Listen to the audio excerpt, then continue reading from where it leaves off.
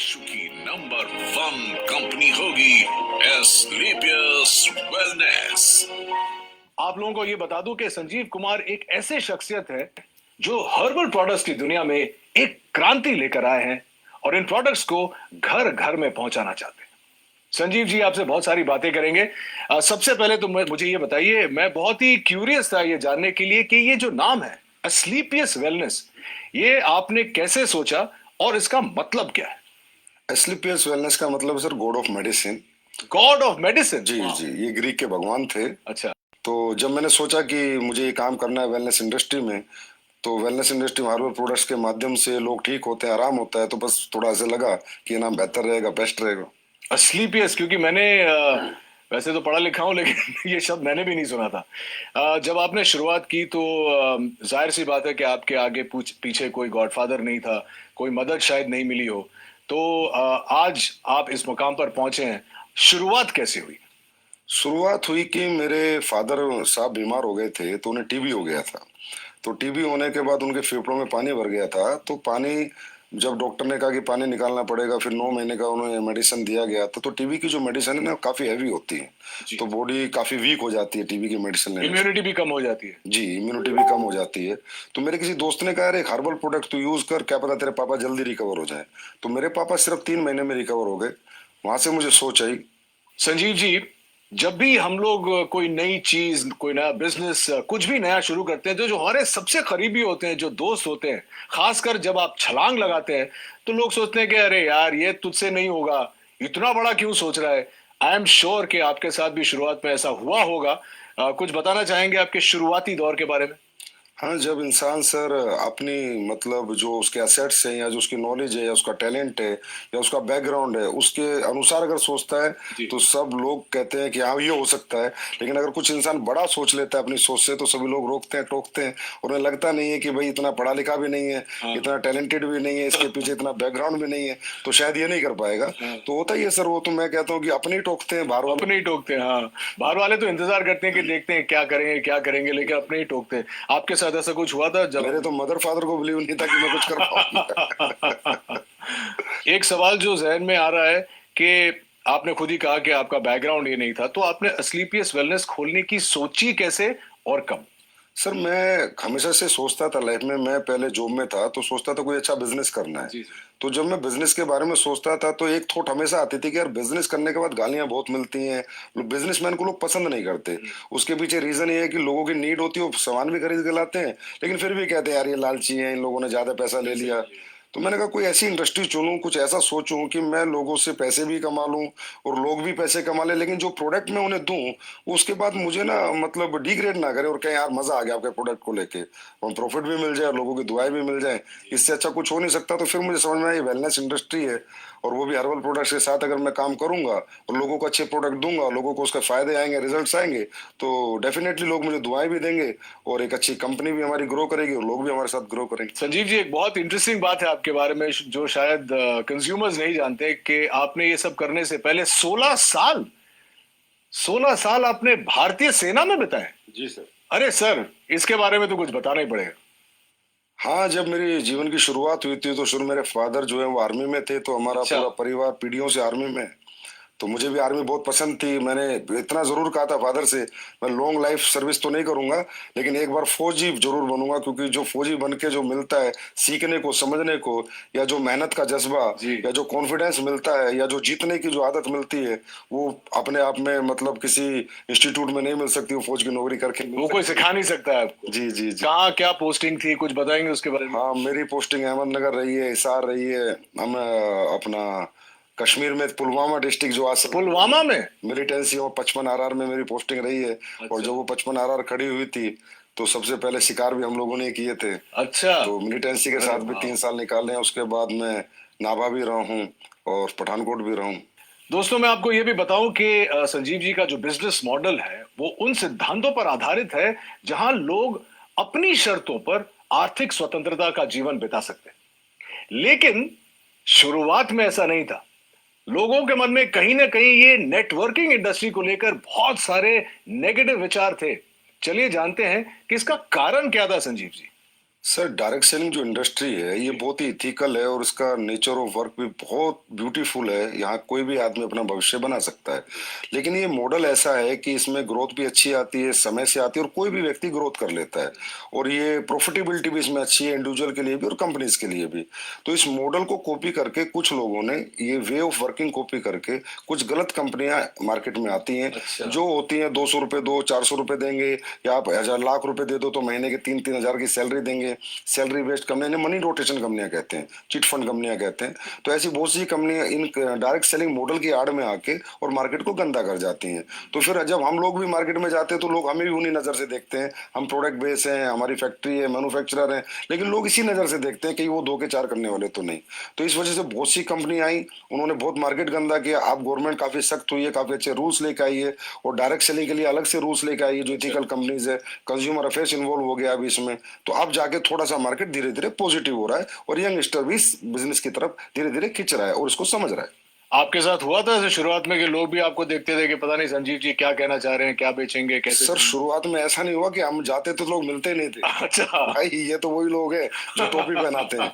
तो इसी कारण से, क्योंकि इंडस्ट्री खराब कर दी गई, जबकि इंडस्ट्री यूएसए और कनाडा अगर हम जाएं, जी जी। आउटर कंट्रीज, तो बहुत रिस्पेक्ट है इस इंडस्ट्री का, बहुत रिस्पेक्ट से इसको देखा जाता है। क्योंकि वहाँ इथिकल कंपनी लाइक एमवे आपने सुना जी होगा, बिल्कुल। हर्बल लाइफ सुना होगा, ये अच्छी अच्छी एफएलपी हैं, ये अच्छी अच्छी कंपनियां हैं और बहुत सालों से ये लोग काम कर रहे हैं और बहुत अच्छी ग्रोथ यंगस्टर्स ने यहाँ पाई है। किसी भी एज उम्र के इंसान ने यहाँ पर अच्छी ग्रोथ भी पाई है, सक्सेस भी पाई, और कंपनियां भी आज बहुत अच्छे लेवल पर है और बहुत अच्छे सभी कंपनियां प्रोडक्ट भी बना रही है। भारतीय सेना से सेवानिवृत्त होने की वजह से ही शायद संजीव देश और देशवासियों को सबसे आगे रखते हैं और हमेशा बेहतरीन उत्पादों को हमारे तक लाने की पूरी पूरी चेष्टा करते हैं।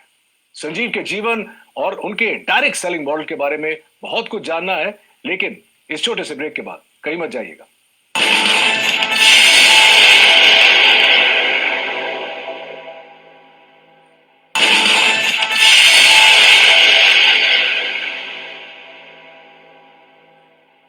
तो ये तो अच्छी बात है संजीव जी। तो ये बताइए हमारे ऑडियंस को कि इस वक्त आप किसी प्रोडक्ट पे काम कर रहे हैं या किसी प्रोजेक्ट पे काम कर रहे हैं। आपने मुझे अभी बताया कि आप कुछ लॉन्च करने वाले हैं। आप बताना चाहेंगे हमारे व्यूअर्स को? हाँ सर, प्रोडक्ट पे हम बहुत काम कर रहे हैं। अभी सप्लीमेंट्स पे हम काम कर रहे हैं, जैसे हर्बल पे हमने बहुत काम किया है, हर्बल पे भी काम कर रहे हैं। कुछ एडवांस लेके आ रहे हैं, कुछ एडवांस हर्बल प्रोडक्ट, कुछ एडवांस फूड सप्लीमेंट्स जो कि लोगों की हेल्थ के लिए अच्छे रहें, लोगों की वेलनेस के लिए अच्छे रहें। क्योंकि कहीं ना कहीं आजकल लाइफ स्टाइल डिजीज की मारामारी हो रखी है। हर इंसान लाइफ स्टाइल डिजीज से कहीं ना कहीं ग्रसित है और लाइफ स्टाइल डिजीज से इंसान तभी बच सकता है, एक तो अपना लाइफ स्टाइल सुधारे और कहीं ना कहीं ऑर्गेनिक की तरफ जाए, हर्बल्स की तरफ जाए, अच्छे सप्लीमेंट्स यूज करे। क्योंकि आज फूड में जो हम खाना खाते हैं उसमें इतनी सारी चीजें नहीं है, जो प्रोटीन मिनरल हमें चाहिए, जो कार्बोहाइड्रेट चाहिए, वो प्रॉपर मात्रा में नहीं मिल पाते। तो इसलिए कहीं ना कहीं सप्लीमेंट्स का भी सहारा लेना पड़ता है। तो हम लोग हमेशा ही एडवांस कुछ ना कुछ नया करते रहते हैं और हमेशा नया करते रहेंगे। हाँ, एक और इंटरेस्टिंग क्वेश्चन है, क्योंकि आप क्वालिटी की बात कर रहे हैं। अक्सर देखा जाता है, चाहे वो इंडस्ट्रीज में हो, चाहे वो सप्लीमेंट इंडस्ट्री में हो, रेस्टोरेंट्स में हो, जब शुरुआत होती है तो जैसे एक फिल्म का प्रीमियर होता है तो बहुत लार्ज प्रीमियर होता है। उसके बाद धीरे धीरे जो होता है वो क्वालिटी प्रोडक्ट्स की और खाने की और टेस्ट की और इन चीजों की जो क्वालिटी है वो हमेशा डिक्लाइन होती जाती है समय के साथ साथ। हमारे कुछ दोस्त हैं रेस्टोरेंट बिजनेस में, वो बोलते हैं कि यार एक बार लोग यूज टू हो जाते हैं इस जगह में आने के लिए तो इतनी खिचखिच नहीं होती है। क्या आपका मानना है कि ये आपकी इंडस्ट्री में भी होता है और क्या आप इससे सहमत हैं? बिजनेस सेंस पे डिपेंड करता है, उसकी मेंटलिटी पे डिपेंड करता है कि वो कहाँ तक जाना चाहता है, कितना बिजनेस करना चाहता है, लोगों के दिल में रहना चाहता है या दिमाग में रहना चाहता है, निकलना चाहता है। होता है सर, क्या होता है कि एक प्रोडक्ट आपने 10 साल पहले बनाया, उसकी कॉस्ट 1 रुपए थी, तो 10 साल बाद जो इंग्रेडिएंट आपका आ रहा है उसकी कॉस्ट 1.5 रुपया हो गई। तो जो ओनर्स होते हैं या बिजनेसमैन होते हैं वो डर जाते हैं कि यार मैं इसको 4 रुपए का बेच रहा था, अगर 6 का किया तो लोग कहीं ना कहीं मेरा प्रोडक्ट खरीदना बंद कर देंगे। तो ये जो कॉम्पिटेटिव मार्केट है सस्ता महंगे वाला, कि सस्ता लेंगे या लगातार इसी रेट में देंगे, डरे हुए लोग हैं। फियर होता है बिजनेसमैन को, फियर मुझे बिल्कुल नहीं होता। मेरा जैसे ही रेट बढ़ता है इंग्रेडिएंट्स का, अभी पीछे अभी जो सिचुएशन कोविड की थी, तुलसी के रेट हाइप हुए, अश्वगंधा हाइप हुआ, गिलोय हाइप हुआ, तो मैंने भी अपने प्रोडक्ट के थोड़े बहुत रेट इंक्रीज कर दिए, पर मैंने आज तक क्वालिटी नहीं कराई। 6 साल हो गए मुझे, मेरे क्वालिटी में मेरा कोई कॉम्प्रोमाइज नहीं है। क्योंकि क्वालिटी एक ऐसी चीज है जो कस्टमर को आपके पास बार बार ला सकती है। आप प्रेशर सेलिंग, कन्वेंस सेलिंग एक बार कर सकते हो, लेकिन रीसेलिंग तो आपकी क्वालिटी क्वालिटी प्रोडक्ट्स ही करेंगे। Fantastic, I am so glad कि आप ऐसा सोचते हैं, क्योंकि बहुत कम लोग ऑनेस्टली ऐसा सोचते हैं। और जितने मैं भी फिटनेस में हूँ और बिकॉज मैं एक्टर हूँ, मुझे देखना पड़ता है कि जो बेस्ट क्वालिटी मुझे मिले, चाहे खुराक से हो या सप्लीमेंट से हो, वो मेंटेन करना बहुत जरूरी है। I am very glad that you think like that. आपने डायरेक्ट सेलिंग के लिए आप कुछ भी सेल कर सकते थे, आपने हर्बल प्रोडक्ट्स ही क्यों चुने? सर, हर्बल प्रोडक्ट चुनने का कारण ये है, सबसे पहला कारण तो मेरी फैमिली में एक ऐसी घटना हुई थी कि मेरे पापा को टीबी हो गया था। तो उनके फेफड़ों में जब पानी भर गया था, तो जो डॉक्टर्स 9 महीने का कोर्स देते हैं टीबी में, तो बड़ी हैवी मेडिसिन होती हैं, 1000 1500 mg की। तो बहुत वीकनेस आ जाती है लाइफ टाइम के लिए। तो मैंने ऐसी किसी फ्रेंड से पूछा, मैंने कहा यार कोई हर्बल में चीजें आती है, तो उसने मुझे एक सप्लीमेंट दिया था। मेरे पापा को मैंने दिया तो 3 महीने में मेरे पापा रिकवर हो गए। अच्छा। और मैं पहले ही सोचता था कि मैं जो भी कुछ बेचूंगा ऐसा बेचूंगा जहां मुझे लोगों की दुआएं भी मिले और मेरा बिजनेस भी चले और लोग भी कहीं ना कहीं खुश रहे। तो ये सोच के मैंने थोड़ा रिसर्च किया कि मुझे क्या बेचना चाहिए। तो हर्बल प्रोडक्ट्स क्या होता है सर, हमें दो तरह के फूड होते हैं, एक गॉड मेड फूड, एक man made food. Biscuit, chow mein, Pepsi, ये सब Processed foods। कोल्ड ड्रिंक्स वगैरह जो भी चीजें हैं, ये सारे मैन मेड है। और एक गॉड मेड है, एप्पल, ऑरेंज, पपीता, ये सब भगवान ने बनाया हुआ है। तो हर्बल भगवान का बनाया हुआ है। तो मैंने सोचा इंसान भगवान की बनाई हुई जितनी चीजें यूज करेगा उतना फिट रहेगा, उतना फाइन रहेगा और वो ठीक रहेगा, बीमार नहीं रहेगा। वैसे भी हमारे देश में आपको पता है बीमारी बहुत ज्यादा है और बेरोजगारी भी बहुत ज्यादा है। तो ये दोनों चीजों को मद्देनजर रखते हुए मैंने ये सोचा कि एस्लीपियस बनाते हैं, बीमारी भी खत्म हो और बेरोजगारी भी खत्म हो। तो चलिए अब जानते हैं इनकी प्रोडक्शन यूनिट के बारे में। ये डायरेक्ट सेलिंग तो करते ही हैं, लेकिन ये खुद प्रोड्यूस भी करते हैं, विच इज वाई इनकी क्वालिटी कभी भी नहीं गिरती है। कुछ बताइए प्रोडक्शन यूनिट के बारे में। Sir, production unit direct selling में होना निहायत ही जरूरी है। अगर डायरेक्ट सेलिंग आप करें, डायरेक्ट सेलिंग मतलब आपका प्रोडक्ट फैक्ट्री में बने, आपके डायरेक्ट सेलर के पास आए और सीधा कस्टमर तक दे, that is called pure real ethical direct selling. अगर आप कई थर्ड पार्टी मैन्युफैक्चरिंग करा रहे हैं, फोर्थ पार्टी करा रहे पता ही नहीं हैं, कैसे। तो आपको पता ही नहीं कि वो डायरेक्ट सेलिंग नहीं हुई, वो एक तरह की ट्रेडिंग हुई। तो ये मेरे दिमाग में पहले दिन से था कि अगर मैं डायरेक्ट सेलिंग करूंगा तो प्योर डायरेक्ट सेलिंग करूंगा। तो आज हमारी सर दो फैक्ट्रियां ऑलरेडी हैं और दो फैक्ट्रियां भी हमारी बन रही हैं। प्रोडक्शन यूनिट में 400 के पास लोग काम करते हैं। बहुत बड़ी R&D टीम है, बहुत बड़े लैब हमने स्टेब्लिश कर रखा है जिसके प्रोडक्ट की गुणवत्ता बरकरार रहे, गुणवत्ता बनी रहे, क्वालिटी बनी रहे।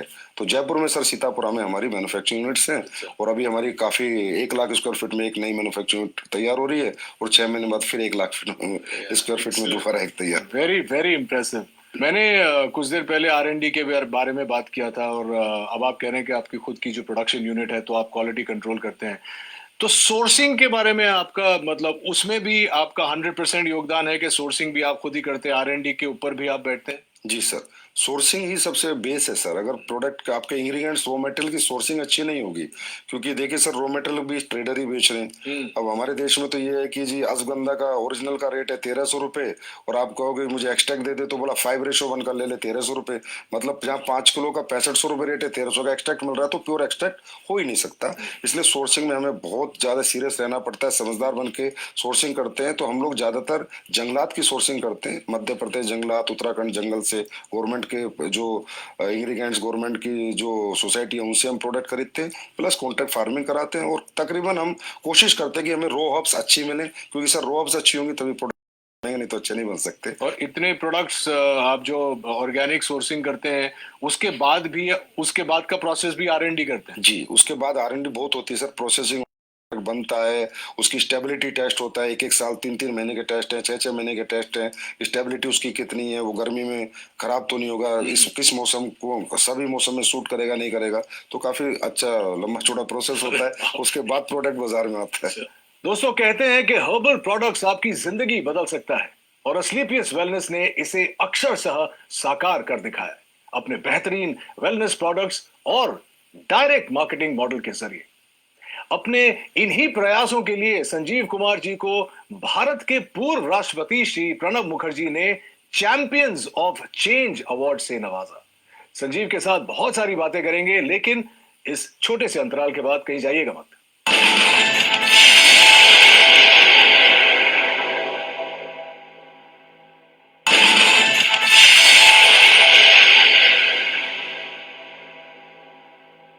मुझे अब अपने एक्सपेंशन प्लान्स के बारे में और विदेशी योजना के बारे में बताइए। आप ब्रेक में बता रहे थे कि आप चाहते हैं कि ये आप वर्ल्ड वाइड ले जाएं, और तो आई एम श्योर कि हमारी ऑडियंस ये भी जानना चाहिए। जी सर, हमेशा से मैं ये सोचता हूँ कि जो हमारे इंडिया के पास सबसे बड़ा रिसोर्स है वो हमारे ऑर्गेनिक प्रोडक्ट्स हैं, हमारी हर्ब्स हैं, हमारी जड़ी बूटियां हैं, हमारे हर्बल प्रोडक्ट्स हैं जो सदियों से लोग यूज कर रहे हैं और उनके उनको रिजल्ट आ रहे हैं।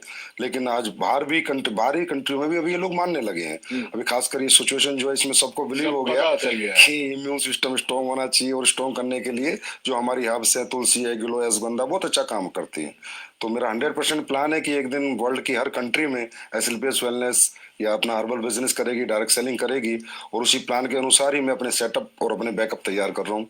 और आपको अगले 2-3 साल में देखने को मिलेगा कि किसी ना किसी कंट्री में हम लॉन्च हो चुके होंगे। संजीव जी, एक सवाल जो मैं पूछना चाह रहा था वो ये है कि अक्सर लोगों का ये मानना है, मेरा भी ये मानना है कि आप अगर मध्य वर्ग से शुरू करते हैं या लोअर मिडिल क्लास से शुरू करते हैं, बहुत वक्त लग जाता है अमीर बनने में, पैसे कमाने में, बहुत जद्दोजहद करनी पड़ती है। लेकिन आपका ये मानना है कि डायरेक्ट सेलिंग करके you can get rich quick and do it the right way. इसके बारे में कुछ बताइए, क्योंकि हमारी जो युवा पीढ़ी है वो इस वक्त आपका शो देख रही है और वो भी जानना चाहती है कि हाउ। नहीं सर, बहुत जल्दी बहुत अमीर नहीं बन सकता, लेकिन हाँ कम समय में बहुत अमीर बन सकता है। तो डायरेक्ट सेलिंग युवा की अगर मैं बात करूं, यंगस्टर्स की मैं बात करूं, तो हर यंगस्टर आज स्ट्रगल कर रहा है और सोच रहा है कि मुझे सरकारी नौकरी मिले, प्राइवेट मिले, या कोई मैं अपना बिजनेस करूं। और ये सब चीजों में सर मैंने कहा कि डिग्रियां लगेंगी, पैसे लगेंगे, एसेट्स लगेंगे, तो ये सबके पास नहीं होता। इसलिए बहुत से लोग बेरोजगार हैं, अनएम्प्लॉय रहते हैं, जबकि उनके पास टैलेंट होता है, उनके पास कॉन्फिडेंस होता है, उनके पास मेहनत करने का जज्बा होता है। और यंगस्टर जज्बा कैरियर बनाने का एक बुजुर्ग के पास तो नहीं होता सर। तो मैं हर यंगस्टर से एक आह्वान जरूर करूंगा कि आप इस इंडस्ट्री में लगातार काम करें या ना करें, पर एक बार करके जरूर देखें और इस इंडस्ट्री के नेचर ऑफ वर्क को देखें। इसकी स्किल्स यहाँ पर डेवलप होंगी, आपकी पर्सनैलिटी यहाँ पर डेवलप होंगी। और अगर आप इस काम में कामयाब नहीं भी हो पाए तो भी इसकी जो स्किल्स और जो पर्सनैलिटी और जो ट्रेनिंग मॉडल है वो अगर आपने ले लिया तो दुनिया के किसी भी काम में आप कामयाब हो सकते हैं। क्योंकि ये इंडस्ट्री सर कंप्लीट इंडस्ट्री है, सही कहें तो कंप्लीट लाइफ है। संजीव जी, यहाँ पे एक मानना है, शायद मैंने भी सुना है कि बहुत सारे लोग आ जाते हैं, जैसे आपकी बात सुन के मुझे देख के सब आ जाएंगे डायरेक्ट सेलिंग में, लेकिन बहुत जल्दी फेल भी हो जाते हैं तो मायूस होकर छोड़ के चले जाते हैं। उनके लिए क्या कहना चाहिए? सर रियली डायरेक्ट सेलिंग को हर इंसान को डीप नॉलेज नहीं होती, समझ नहीं पाता, क्योंकि एजुकेशन जो लेवल है डायरेक्ट सेलिंग का आज भी इंडिया में उतना प्रॉपर नहीं है जैसा होना चाहिए। लोग ये सोच के आते हैं कि ये कोई मतलब यहाँ पर फटाफट फटाफट आपके पैसे बन जाएंगे, 1-2 साल में आप अमीर बन जाएंगे। ये एक बेम्बू ट्री का प्रोसेस है सर। जैसे चाइना में एक बेम्बू ट्री होता है, 6 साल तक उसमें थोड़ी भी ग्रोथ नहीं होती, लेकिन 6 साल बाद इकट्ठा वो 60 फीट बढ़ जाता है। तो यहाँ पर क्या टीम बिल्डिंग है सर। अगर हमारी 2 की टीम है तो कम पैसे आएंगे, 4 की है तो थोड़ा ज्यादा आएंगे, लेकिन अगर हमारी टीम 40,000 के, 4 लाख के, तो बहुत ज्यादा आएंगे। लेकिन उस टीम मल्टीप्लीकेशन में बनाने में थोड़ा समय लगता है। एटलीस्ट मैं कहता हूं कि डायरेक्ट सेलिंग करने वाले किसी भी व्यक्ति को किसी भी कंपनी में कम से कम 5 साल देने चाहिए। उसके बाद उसे देखना चाहिए खड़े होके कि आज मैं कहां पर हूं, मेरी क्या ग्रोथ है, मेरी क्या सक्सेस है। और सर कोई भी व्यक्ति अगर यहाँ 5 साल टिक कर इस बिजनेस को करे तो यहाँ इतना बड़ा मल्टीप्लीकेशन होता है सर कि वो इंसान की लाइफ का भी, इंसान की इनकम का भी, इंसान की पर्सनैलिटी का भी, कि ही विल मतलब वो एहसास करता है 5 साल बाद कि हाँ मैंने कोई अच्छा बिजनेस चुना और मैंने कोई अच्छी ग्रोथ पाई। 2 सवाल मैं जाने से पहले आपको पूछना चाहूंगा। सबसे पहले तो आप कोई संदेश देना चाहेंगे हमारे व्यूअर्स को अपने बारे में या अपने मॉडल के बारे में या अपनी एथिक्स के बारे में? मेरा यही संदेश है कि एसलीपीएस वेलनेस बहुत इथिकल और अपने प्रिंसिपल पे चलती है। हमारी अपनी वैल्यूज हैं और हम लोग यही सोचते हैं कि हम बेहतर से बेहतर प्रोडक्ट कैसे बनाएं, बेहतर से बेहतर सर्विस कैसे दें, और लोगों को प्रोडक्ट देने के बाद उन्हें रिपीट अपने पास लेके आए और लोग कहें कि हमने यूज किया प्रोडक्ट, हमने पैसे नहीं गंवाए, और ये प्रोडक्ट जिस पर्पज से हमने लिया था वो पर्पज हमारा सोल्व हो गया। तो मैं कहूंगा एक बार तो एसलीपीएस पे पक्का बिलीव करना चाहिए हर व्यक्ति को। बाकी तो फिर हमारी सर्विसेज बताएंगे, हमारी क्वालिटी बताएंगी, तब लोग हमारे पास लगातार आएंगे। और 6 साल में हमारी ग्रोथ का कारण भी सर हमारी सर्विसेज और हमारी क्वालिटी। तो देखा आपने कैसे अपने छोटे से सपने को संजीव ने अथक प्रयासों और बुलंद हौसलों से इतना बड़ा परिवार बना। वैसे आपका परिवार जो है स्लीपियस का कितना बड़ा है? अभी सर 9 लाख के करीब डायरेक्ट सेलर से, यूजर से, कस्टमर से। 9 लाख? जी सर। वाह! और इस 9 लाख के परिवार को हम और आप स्लीपियस फैमिली की तरह जानते हैं। उम्मीद है कि आपको भी संजीव की कहानी सुनकर प्रेरणा मिली होगी। आज के हमारे अंक में बस इतना ही। अगले अंक में इन्हीं की तरह किसी और इंटरेस्टिंग शख्सियत से मुलाकात होगी। Till then, take care of yourself and please stay safe, maintain social distance and mask. This is Rohit Roy saying नमस्कार।